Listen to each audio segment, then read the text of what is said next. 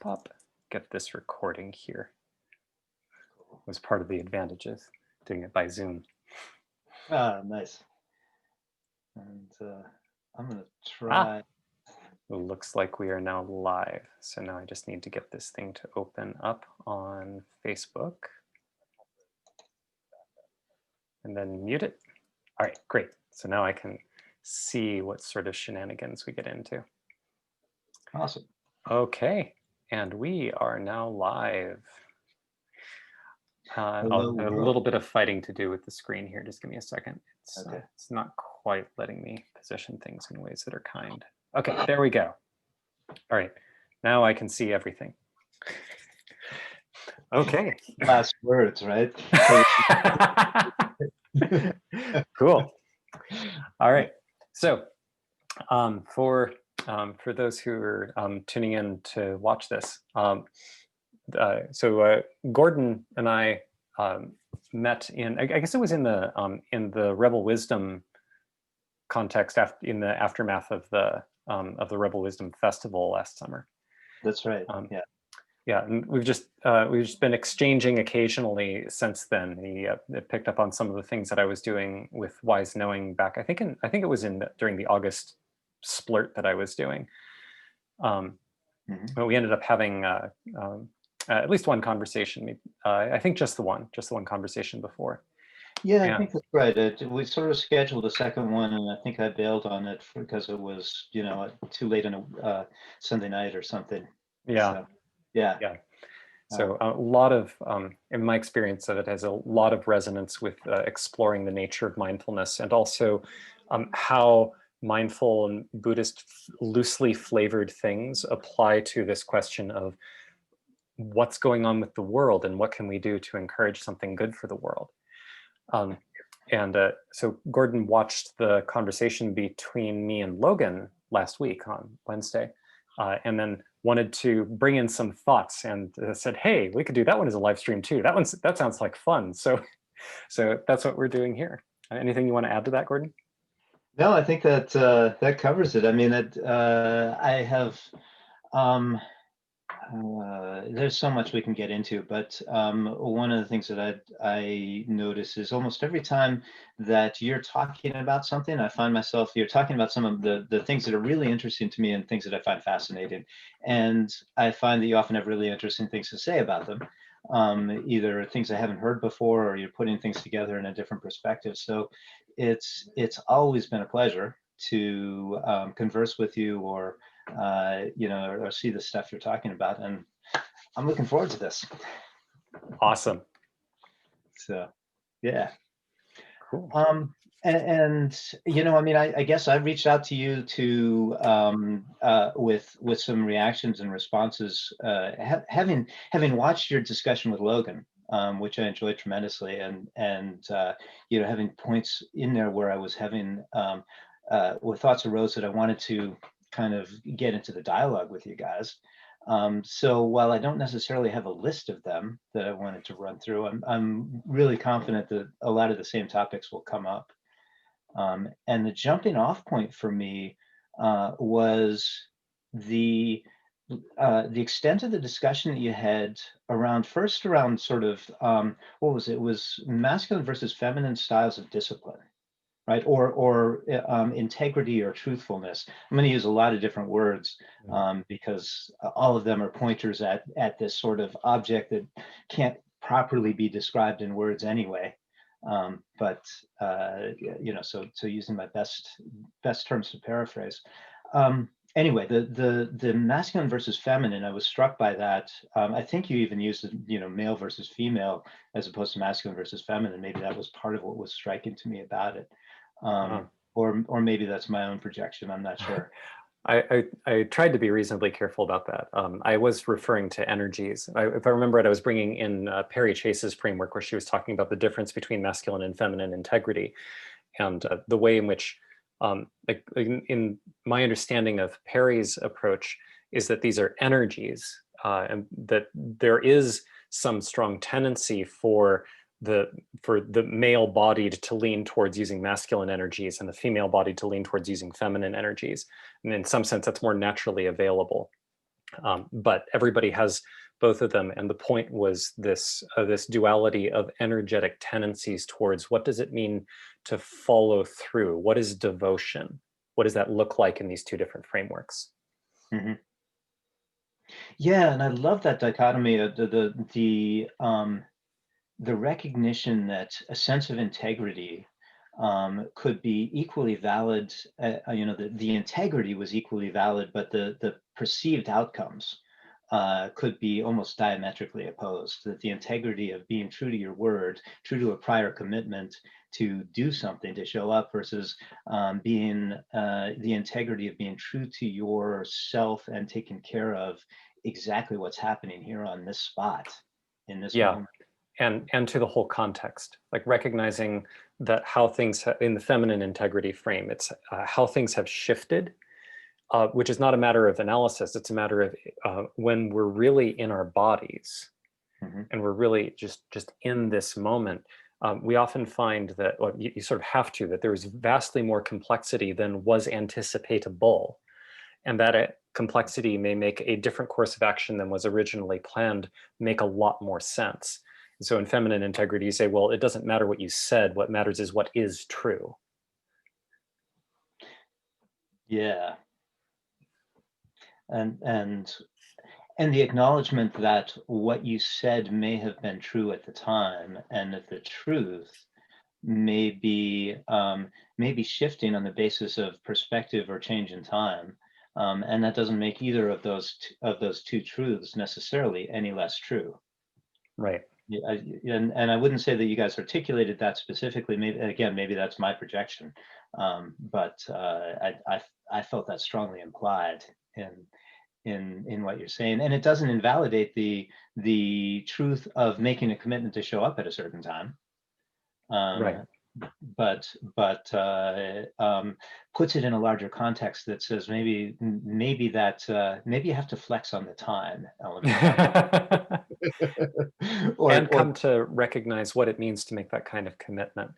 Like if in the work that I've been doing, part of the reason I've been referencing Perry Chase a lot is because she's the cause of me doing this whole daily live stream series for these 100 days of visibility. It was her exercise that highlighted what does it mean to show up and be more transparent and to work through the blockades. Um, and most of the exercise has to do with deepening and anchoring in feminine integrity as the context for enacting masculine integrity.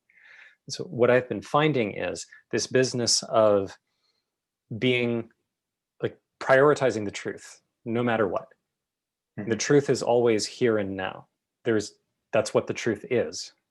And so having that as the defined context, I can then learn, well, where does the desire to say, I'm going to show up at this time, or I'll make sure that this happens. What's the energy in me that that comes from? And learning to get very familiar with that and to experience how that dialogues with each moment, both the moment of me saying it and the moments afterwards, and the moments when I'm preparing to take action to follow through, and the moment when like the time has come, it's time to go to the party, or it's time to deliver the email, or whatever it is. In Yeah. each of these steps, there's a relationship between whatever that energy was that caused me to want to say I was going to do something, or that something will happen. Um, and so the energy that caused me to do that, and the way that each moment unfolds. So in that context, what I find is I start to learn a lot more about what is necessary for me to make my word reliable. I can't just do it with egoic force, because if to the extent that egoic force is separate from truth, and in my mind, I'm using the word truth synonymously with reality. Like to the extent that those two things are different, I won't be able to enact it. So I'm actually much more interested in what is true than in how I can make sure to enact what I said I would, because that dialogue is what makes it possible for me to know where I can act that has the potential to be effective, and therefore what makes sense for me to promise to do. Mhm. Mhm. So I end up with better masculine integrity by having the roots go into the dirt of the feminine integrity. Mhm. So just as a complete aside, I know we mentioned the four agreements on at least typed it into a chat. And I I think still haven't looked. what you just described is exactly perfectly encapsulates what my understanding of his first agreement, which is be impeccable with your word. That is, um, given the acknowledgement that we are essentially dreaming the world into being with our languaging skills in a certain sense. And now I'm groping. He may not have said it this way at all, and but anyway, that we're sort of putting creative energy into the world with our statements. That therefore, his statements should always be coming from a place of truth. Hmm. Um, it's I mean, it's advice for good advice for living. Yeah, like all such good advice, not necessarily easily done. yeah, it strikes. This has been like back when I was first trying to put together what would eventually become Wise Knowing. Um, the initial you got to actually look at the document I wrote, didn't you?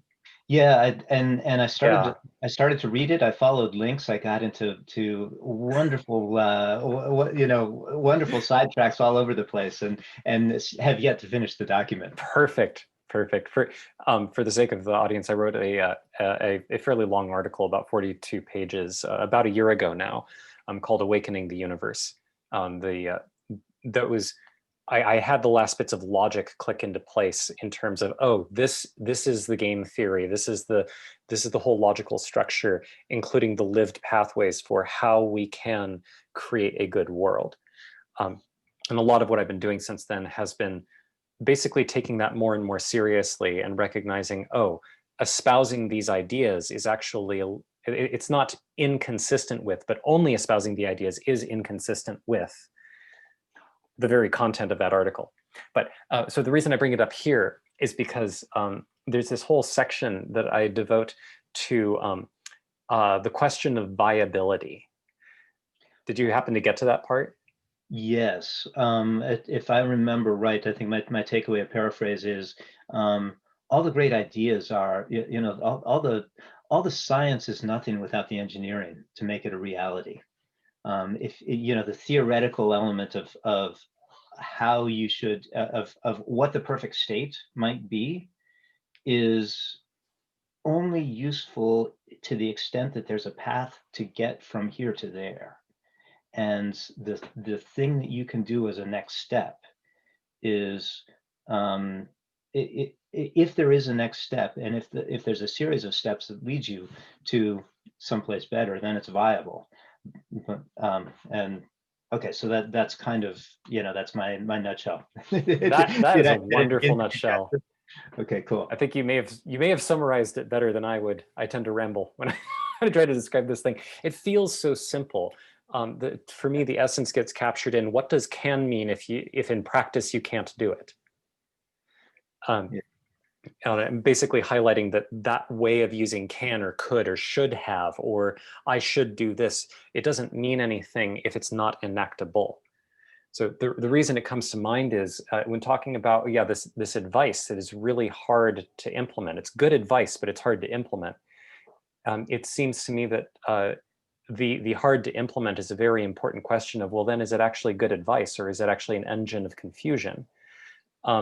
And it's not a binary thing, but this is like, if I have one major beef with most spiritual teachings, is that a huge amount of the energy goes into emphasizing how incomprehensible these things are, and how you just have to be confused, which I think is a good description of a stage of the process. Yeah. But it's not contextualizing that, and therefore the intellectual mind doesn't know what to do, and in particular doesn't know when it has a move it can do that can be in support of spiritual evolution. Mm-hmm. Because of that, you just end up with this gobbledygook that is in theory accurate and in theory useful, but in practice is really hard to use. I'm like going, well, what does that even mean then? What do you mean it's in theory good, but in practice hard to use? Like, Yeah, right. there's something missing. Exactly. And you know what?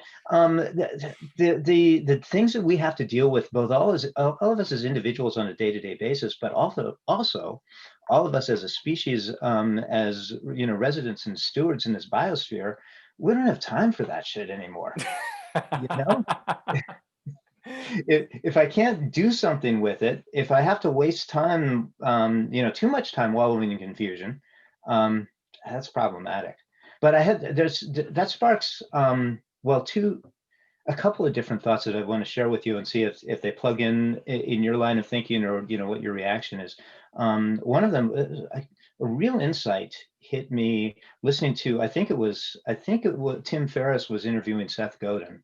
I think that was a conversation, and I think Seth was talking about how learning works. That learning happens at the as a process of a person experiencing some tension of misunderstanding, a tension of desire to understand, and then the resolution of the understanding clicking into place. And I enjoy that a lot. It resonates with my priors in a really strong way, in the sense that it's a two-phase process. There's an in-breath and an out-breath.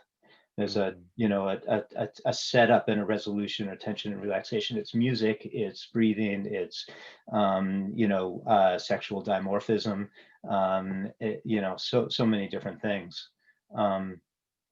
So I liked that. And so, in the context of but there's a question of how much tension is the right amount for every person, every situation. It's a little bit different, but you put somebody in a place of too much tension, and they never go anywhere.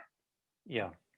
I'm trying to remember the name of the guy who came up with this. This is dredging up stuff from my PhD work when I was working on education.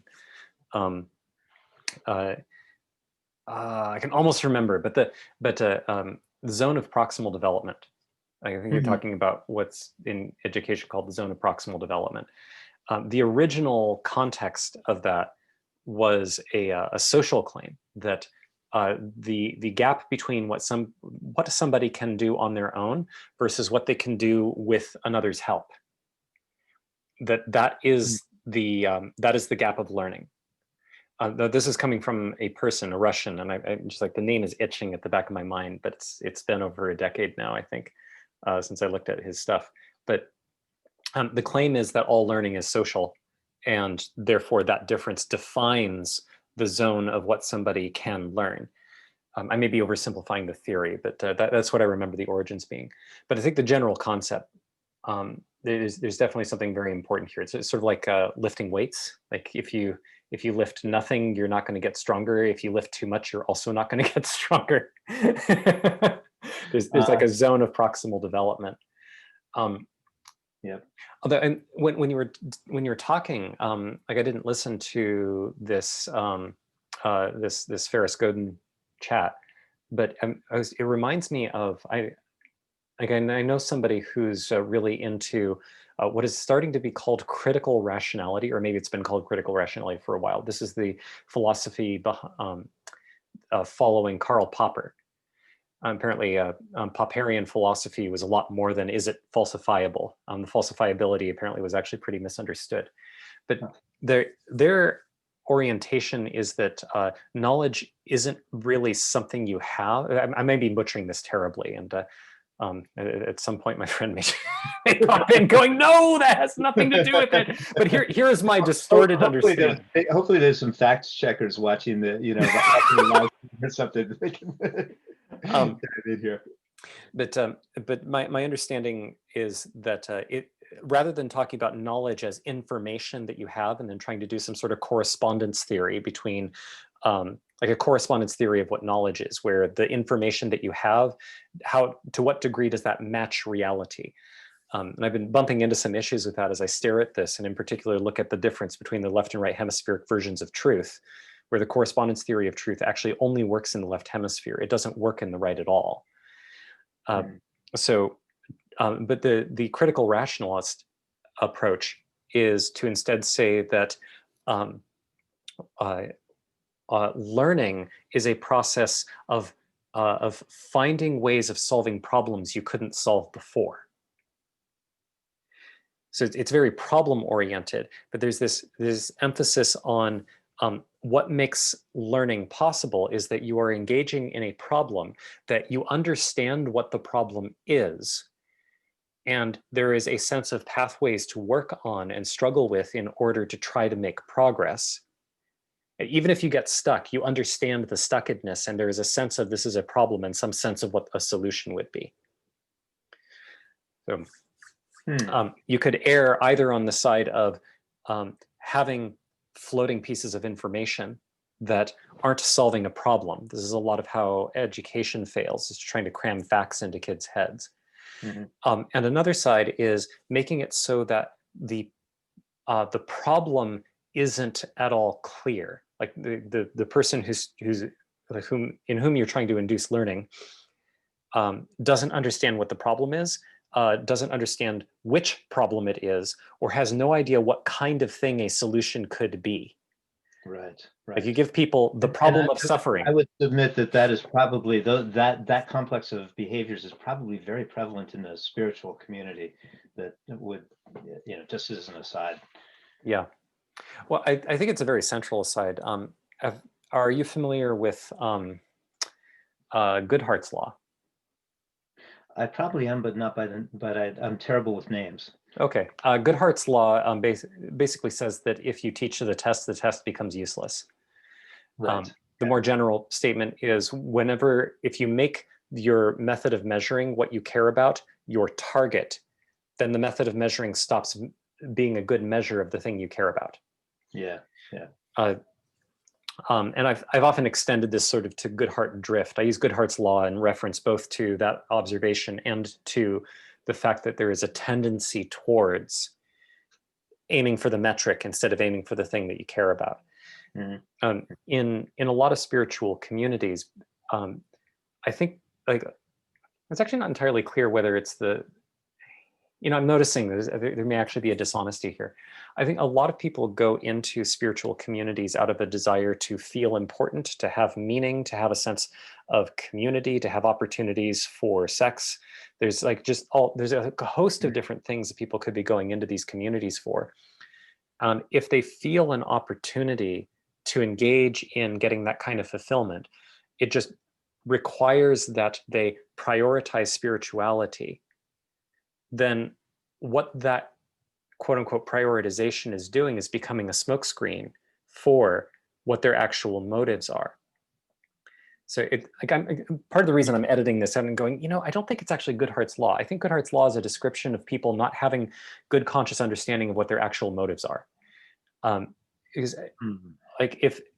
or maybe, I get Goodhart's law, and then you're sort of the corollary, or that pattern super generalizes to a lot of other things, and it's the fundamental pattern you're talking about is mistaking the tip of the iceberg for the whole, or mistaking the visible surface of something, the measurable aspect of something, overemphasizing the things that we can apprehend rationally most often, right? Or the things that are easy to apprehend become mistaken for the whole of it, and therefore and through that we miss the richness of the whole. We serialize speech into what we can read in books or text messages or tweets, instead of having the whole full body experience of interacting with somebody.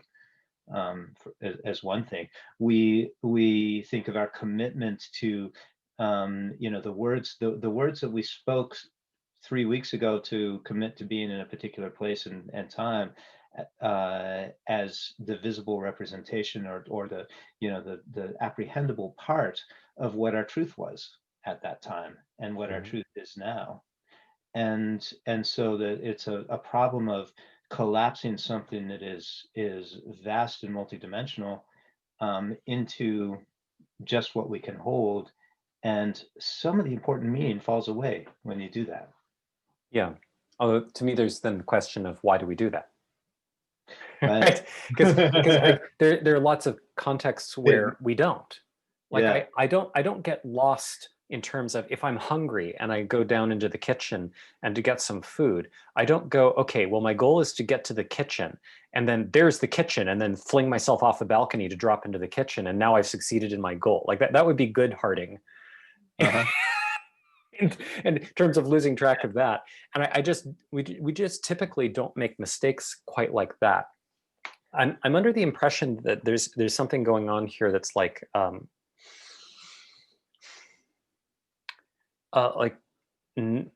not believing in the stated goal or not seeing the value of the stated goal. Like I'm thinking about what happens in these spiritual communities where there's this drift towards like knowing the language and being really good at like doing the kind of, oh, well, I see you and I respect your position. And like all of this stuff where they get all the forms right, but it's missing the essence.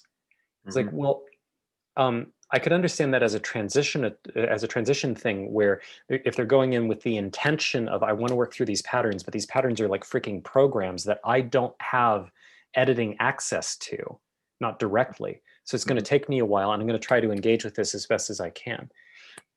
But that isn't universal. And that gives, it sounds Sorry, like, derail your train of thought, but I'm going to do it anyway. What you're getting at here, I think, is one of the central things that I'm really interested in. I see it coming up it's coming up in Evan McMullen's presentation at the Stella last night, and other places, and it's that distinction between left brain, right brain again, or maybe Vervaeke's 4 ways of knowing, propositional knowing versus participatory knowing versus some of the other stuff. I think secretly those 4 ways of knowing are a spectrum from left brain to right brain. If we had 4 hours, I'd love to take 10 minutes and unpack that one, but because I bet you're right, I just haven't thought about it that much. Yeah, I bet it is. Okay. Propositional. Like he does. I can do the mapping. Very quickly. Yeah, I just want to know which ones are on the ends from your perspective. Well, he does a mapping where there is a top and a bottom, where the highest level is propositional, and then you have what's it? Inactive. Process. Say again. Participatory? No, participatory is the bottom. Okay. It's propositional, something having to do with know how rather than know that. I forget the name. It's another P, but procedural, propositional, procedural, perspectival, and participatory.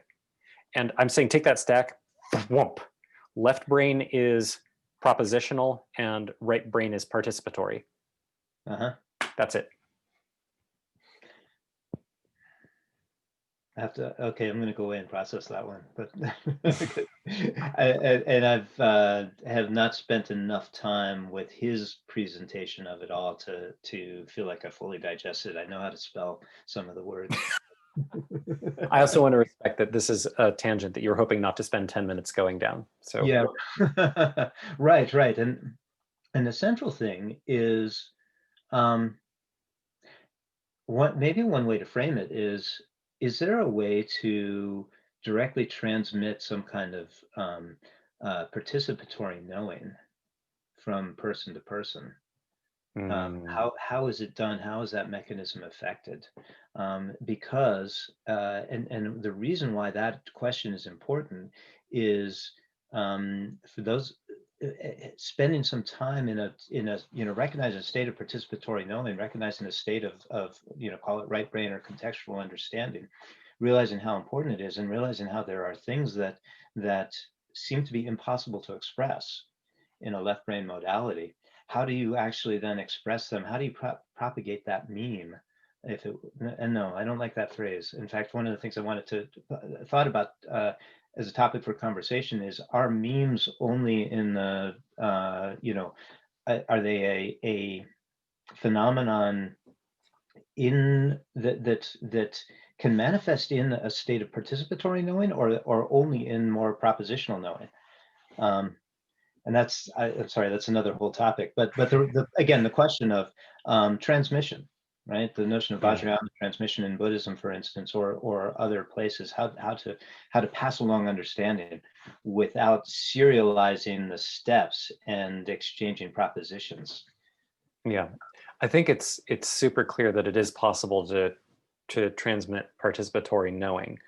It looks, I think it systematically looks very different from transmitting propositional knowing. Um, but I'm thinking two examples burst to mind. One is that I used to teach martial arts, and there's Mm-hmm. a whole lot of teaching martial arts that was propositional. Mm-hmm. Like, no, put your foot here, you need to angle here, like you make sure that you relax. Remember, here is some philosophy that helps to give you some context. But the actual thing, the martial art I used to teach was Aikido. Okay. And I, Aikido, say again? I have a black belt from Ikeda Sensei in Oh, cool. Guide. So yeah. Cool. Yeah. Yeah. So there are different threads of Aikido, but from what I can tell across the whole thing, there's a pretty common essence that is something like um, embodied philosophy in a way that allows you to act in the context of aggression that uh, has the power to diffuse conflict rather than requiring someone to be broken or die. Mm-hmm. And um, no, knowing that is actually almost useless. It's useful when you've made mistakes and to notice, oh, I'm out of the zone or whatever the thing is. But there's actually a lived essence that if you can shift into it and you can learn to experience somebody screaming and coming at you with their fists flying and have that cause a reaction, not to, but instead, and to have that drop in, like that's very much a participatory. It's a transformation of my sense of self and the world around me and the way that those two co-define each other, which is exactly what Vervaeke is talking about in terms of participatory knowing. But it's not analyzed, it's ised. um, and that, Yeah. I think, is very transmittable without language and without concepts. I think you could very much have, I could very much imagine something like if I had a child and I'm trying to guide the child into learning how to regulate their emotions, it's not just by talking through, it's by something like being with and going, Mm-hmm. Yeah, and there's something of mirror neurons. There's another term I'm groping for that relates to that, but yeah, yeah, and it's a the transmission again, affecting a person's uh, state of mind, essentially. yeah, And some of the ways I've been thinking about this is that all learning, indeed all communication, if we accept the proposition that we are separate beings, and sure, we'll then run with it. yeah, I mean it works in most circumstances that I run into. Um, then how do I transmit an idea from me to you? The idea, if I want to take this physical materialist perspective, an idea is an arrangement of neurons, an arrangement of atoms and chemicals in my brain, or maybe it's a process of synapses firing an electrical process or something, but it's a state of the machine, a state of the organism, a state of the organ that's in between my ears, or within my aura, or however you want to conceptualize it. Um, it's a state, and um, sharing this idea, I'm affecting your state somehow through my words. Um, Mhm. and so there's a viral transmission property. I'm transmitting memes to you in some senses where in this way. Um, and this is fascinating to me. I don't actually, there's like, what's the question here and where's the conclusion? Part of it is, it's just fun for me to look at it and sit in a moment of awe of the fact that you and I can have this conversation where the ideas are flying back and forth, and it actually works somehow. Yeah. There's this rest of states of mind. Yeah.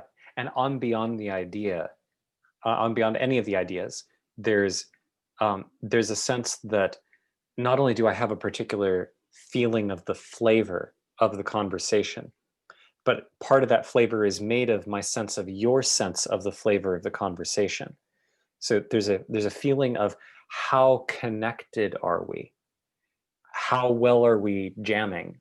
Or Mhm. how awkward is it? Like there's a like we can have misfirings where one person feels like it's awkward and the other doesn't. But for the most part, there's space for an ease of interaction and flow where we can both tell how much and where we're on the same page. Mhm. And that has almost nothing to do with the content of the concepts there. That's very much a participatory dance. And Yeah. you don't have to put any intention into it exactly. It just unfolds.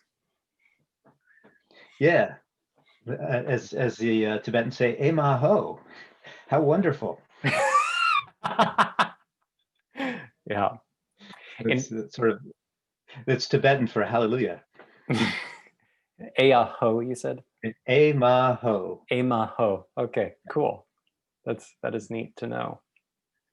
When you're talking about the transmission of participatory stuff. Like you could call it memes, and I think Oh, meme is a fine term for it. Although I sort of would want to split the genus of meme or something, because it yeah. seems like it's ones that are entirely participatory have their own thread, but they absolutely follow the same laws of memetics. They're just not they're harder to transmit via like a couple of cute phrases. They're not gonna transmit by slogans nearly as well. Hmm. Um, but the this question of transmission, this part of what was lighting up for me when you were talking about that was, oh yeah, this is this is the whole reason why I started doing this 100 days of live in the first place. Because I recognized that in my original conception, what I was trying to do was create a propositional idea, a very left-brained idea, left-brain meme, that by people understanding it would cause a participatory shift that would result in that meme carrying on to others, and each person who has the meme encouraging this sort of game B type shift for the globe. And Mhm. that as that would happen, people would be able to coordinate with each other in terms of making that conveyance happen more effectively. So you would end up with a super exponential spread of game B stuff. Mhm. Um, I still think that there is a possibility for something like that. But one of the things that kept coming back to me is when I try to move from a propositional space, that is my participatory way of being. The way that I am ends up, Wait, this when you try to move from a propositional space, that is your participatory way of being. Did I get yeah, that? Okay. yeah. Which is to say, if I am trying to make sure a concept gets in your head, Mhm. then I'm sort of encouraging myself to be in headspace. And by mirror neurons and by who is going to be interested in listening and by a whole bunch of social dynamics, the people who are listening are going to tend to be those who are prone to going in their heads and or people um, are who are ready to get sucked up there just from getting exposed to me. And that process would turn out to block in a systematic way the thing that I was hoping to have happen at the participatory level as a result of understanding these things. Mhm. Mhm. So, what I came to recognize was essential for well, eventually it was for me to live a good life. But this is also in terms of to create something good in the world. Among other things, I need to examine, well, why am I trying to create something good in the world? Where in me is that coming from? Mhm. But included in that, there's this business of if I am showing up in any way other than the fully embodied version of the conclusion of the ideas, then it doesn't matter if I express the ideas correctly, because what I'm conveying at an embodied level is landing in this sort of mirror neuron type way in a way that is dissonant from the very thing that I actually want to convey. So this whole practice is me saying, okay, let me just set aside the propositional stuff and let me only focus on my embodiment of these principles, not as an abstraction, but as something that is lived. Let me transform my experienced reality fully and do it in dialogue and in presence with others. Mhm. And both from theory, but also what I've observed is the act of me doing that seems to be having stronger impacts on people. Hmm. And Mhm. that's the whole idea is, well, if I can anchor myself more fully in that, in really prioritizing, let me actually just do my own thing in connection with and in availability of connection with others, but not at others, which is Yeah. antithetical to the whole theory in the first place. Yeah. Yeah. And right, if I can make it entirely embodied, then in principle something more powerful can unfold. So this is a long-winded way of saying the whole aim of this 100 days of visibility is a practice context for me to do that transmission of participatory ways of knowing, Mhm. but also to learn it in the first place. Right, right. It's one of the cool things about Aikido is, there's only I mean, depending on your taxonomy of them, but there's a relatively small number of techniques. It was like 20-ish. Yeah, Yeah. and some people say, looking at Daito-Ru and the vast, that there were way more techniques in Daito-Ru, and O-sensei, trimmed it down, et cetera, et cetera. But the fact that, practicing a Kodo Gaesh over and over again with Yeah, different yeah. people, yeah, and the different variations of it, and um, finding out how different it is at different times. That it's still the same Yeah. person. It's did his left hand and now it's the right hand and now I'm back on his left hand, but it's different this time because the trajectories are different, or there's just something different. But the ongoing process of it's not even repetition, right? It's rhyming. The things are Yeah. rhyming, and the way things sink in, the way you come to see how the pattern, there's a consistency of a thematic consistency that expresses itself differently in each individual situation, and an ability to be comfortable with the variations that are presented by each individual situation and still make it an expression, a beautiful expression even of the fundamental theme. Right. And like you come into contact with that thematic expression not by trying to figure it out, but by being in touch with this moment and this moment and this moment and this throw and this attack and this moment and this moment. And then it just sort of naturally emerges, just like learning how to balance on one foot. You get better at it by doing, not by figuring out anything. It's just lived. Yeah, yeah. And that was where, so that resonates with a lot of things I was thinking about as you and Logan were talking. And to some degree, the left brain, right brain, the participatory versus propositional, the conscious versus unconscious. It's interesting to me how much in our society we kind of shy away from that participatory knowing, and make it our shadow, or make it Yeah. our unconscious. And so one of the things that I think is always a fruitful conversation is looking at um, the different ways it's described, right? All the different analogies: left brain, right brain, masculine, feminine. I love Jonathan Haidt's analogy of the elephant and the rider, Yeah. right?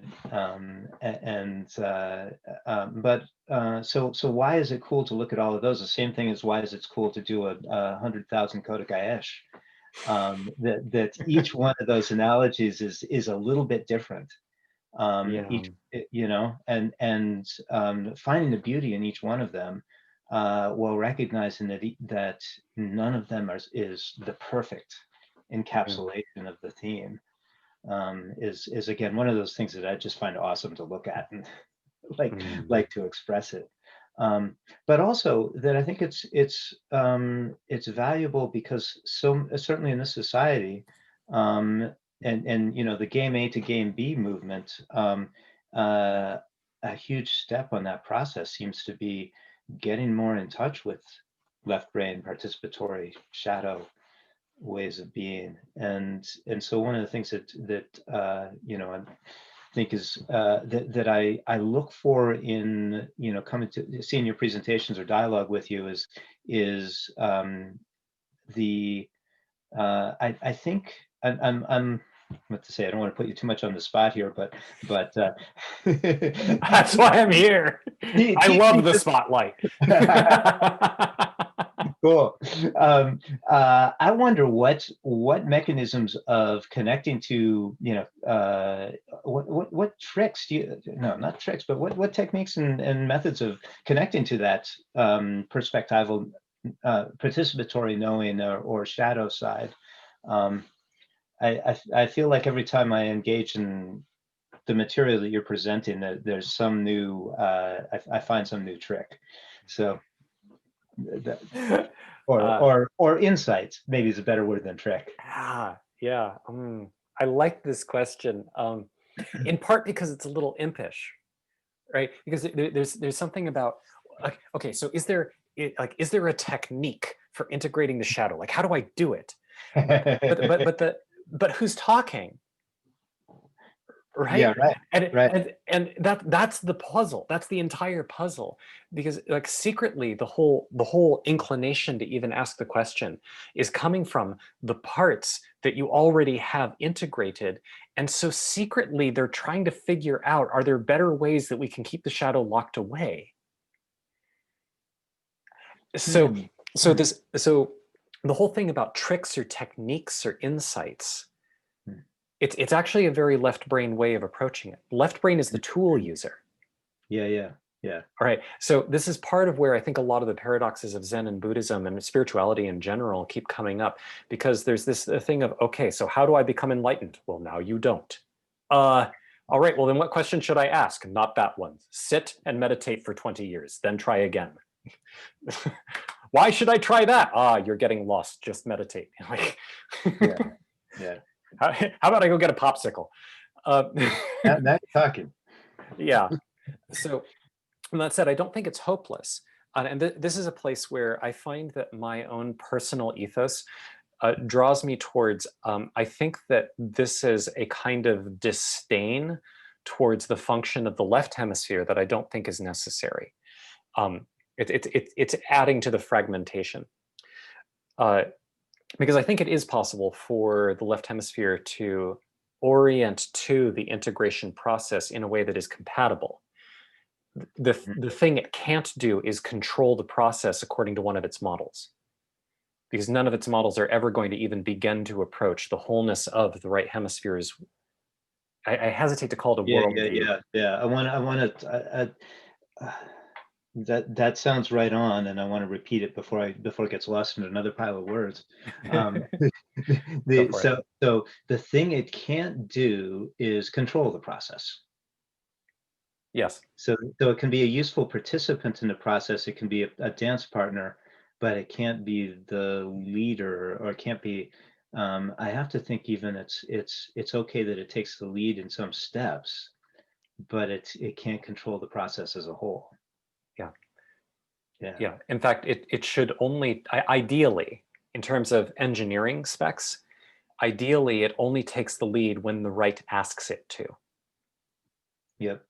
Because the right hemisphere understands context. So it knows when it makes sense for the left to do what the left is better at. Yep. But the left has no idea what the right is capable of that the left isn't, because once the left can model something, it's already doing it. So what the right can do is precisely what is outside of the left's capacity to see. So there is this deep move. This is what I actually talked about in today's live stream, was there is a necessary move of surrender from the perspective of the left. It's an absolutely essential move of surrender, and there's no way to get around it. It has to be a surrendering move. It's not a, well, I'll do this surrendering move so that you do this so that we get this result. that just won't work. Yeah, right, Uh, right. It's but something, yeah, that resonates for me really strongly. Some of the, and tell me if what you're saying is kind of captured in some of this stuff. was in a conversation about trust recently, and talking about the trust in the light, right? The trust that comes when you have investigated all the failure modes of a process, and so now you know what it does and you know how it works. And then there's the trust in the dark, that is, whatever happens, it's still going to be okay. Even if it all falls apart, it's going to be okay that it fell apart. Yeah. And Yeah. yeah, Yeah, there's a tricky period of transition that I feel like I'm at the tail end of an arc of this right now. It's something I'm currently internally struggling with. But I feel like something's clicking, and I'm feeling some relief in that. There's an issue where um, hold on, I'm sort of running away with. There's all these exciting models, and I have all these things I can talk about. But let me follow. Like, there's like 10 things I want to say, which usually means I'm actually disconnecting from truth. Give me a second. take your time, and I'm going to make a 10-second response to the text that just came in for what I have to do next. Okay, cool.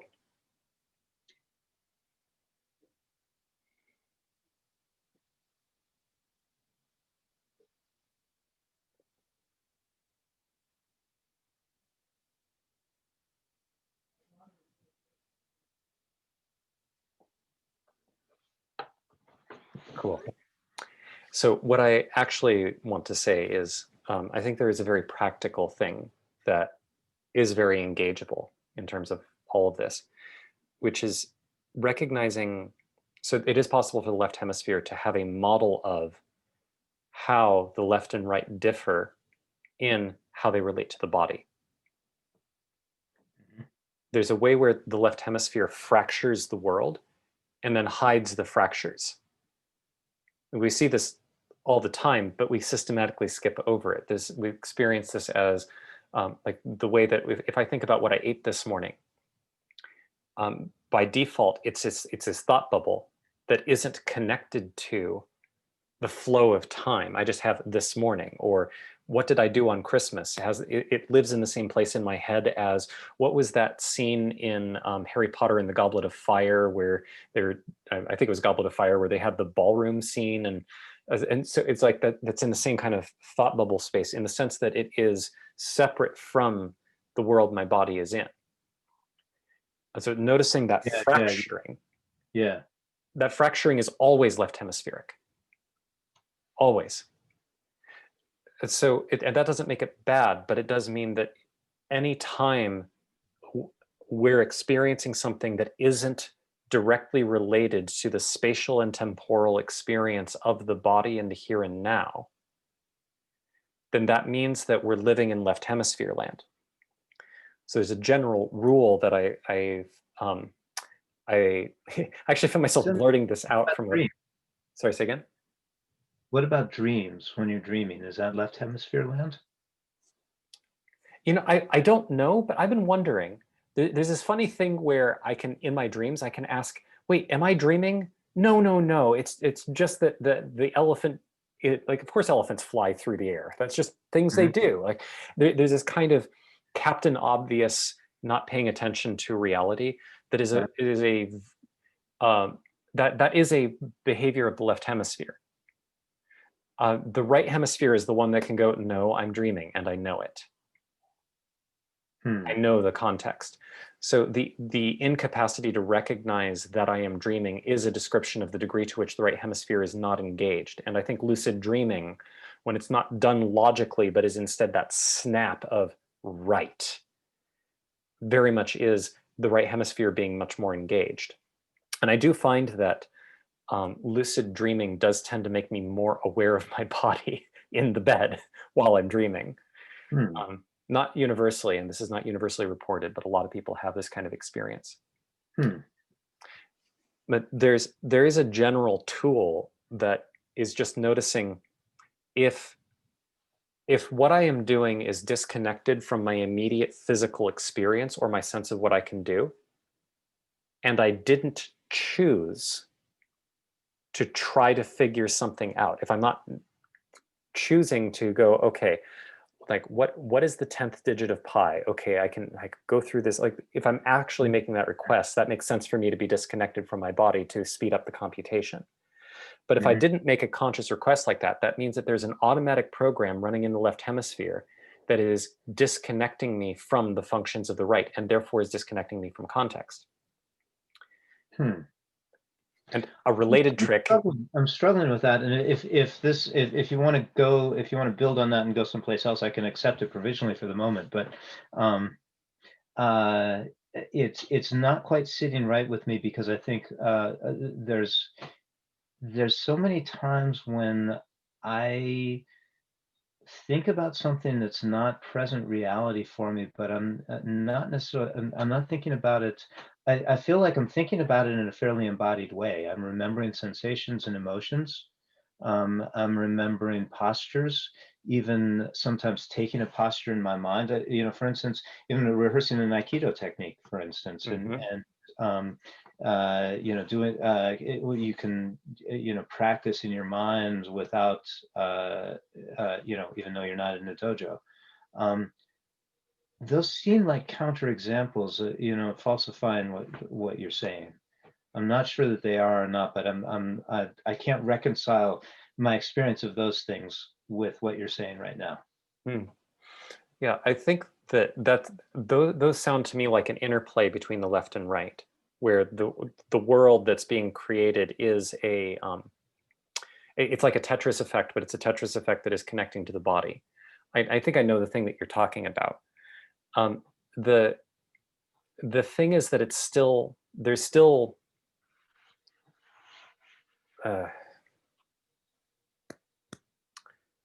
there's a grounding thing that if it doesn't happen indicates that the purpose of that is to disconnect. Grounding thing that if it doesn't happen is a signal that the purpose of what is happening is disconnection. In other words, something in the left brain is launching the lunar landing module has separated from the the main ship or something and is out there acting on its own, doing its thing. And the rest of the ship is on autopilot. The elephant is walking wherever it wants while the driver is off, Yeah, consorting with the townsfolk in the village. right. Yeah. Like for me, a sign of this, not a universal thing, but a good sign of the integration is when I'm trying to figure out, okay, well, if he turns this way and then I knock this, isn't he going to bump into me here? And that my body wants to actually enact what I'm visualizing, even if only as a partial echo. Mhm. If I start going into, well, but wait, but couldn't we do this kind of movement? And then, but what about this? And then here's this. And so if I start going into this simulation, then it seems like I'm spinning off, which again, it can be useful, but it's worth Mhm. tracking why. Why am I doing that? Am I conscious of why? If I'm not conscious of where I'm coming from, the chances are very good I'm doing that to avoid something that is currently happening in the body.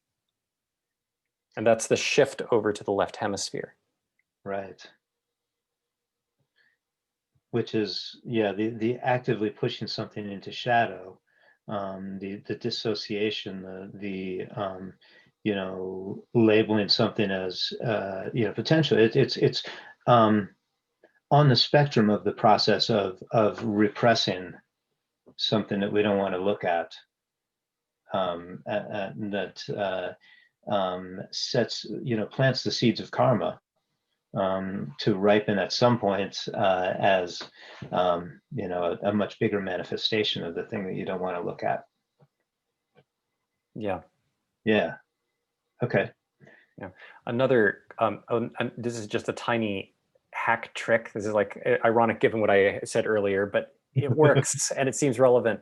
If all of the energy and focus of embodiment is on the right half of the body, it's almost guaranteed to be a left hemispheric echo, because the left hemisphere governs the Mm, right half of the yeah, body. right. And while the right governs the left, because the right is about integration, the right tends to emphasize the whole.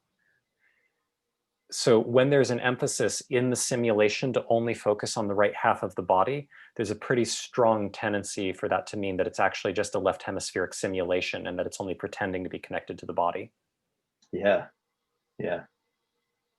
So I hate to do this, but I told somebody else I'd meet with them after, at a certain time. Yeah. No, I was actually wondering, you said you had a hard stop right now, so I wasn't Yeah, going to yeah, respect that.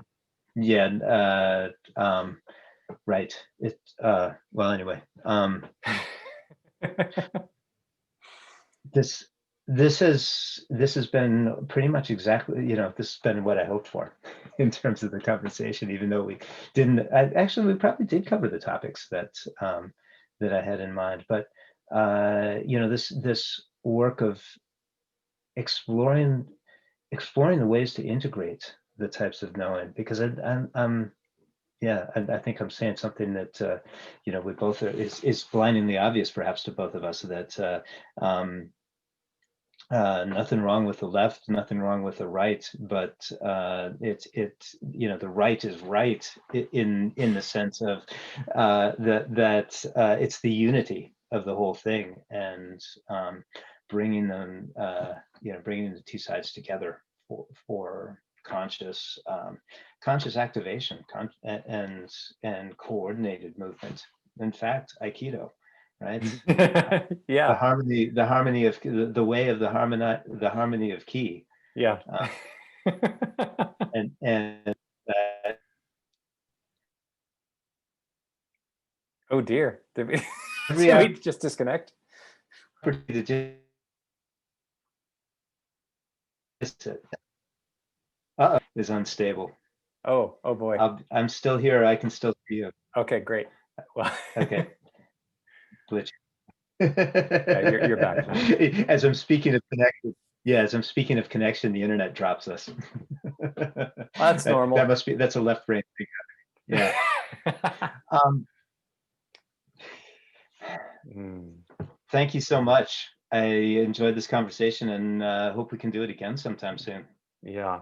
Yeah, I really enjoyed this too. Thank you for reaching out and for jumping in. This has been wonderful. I always enjoy chatting with you.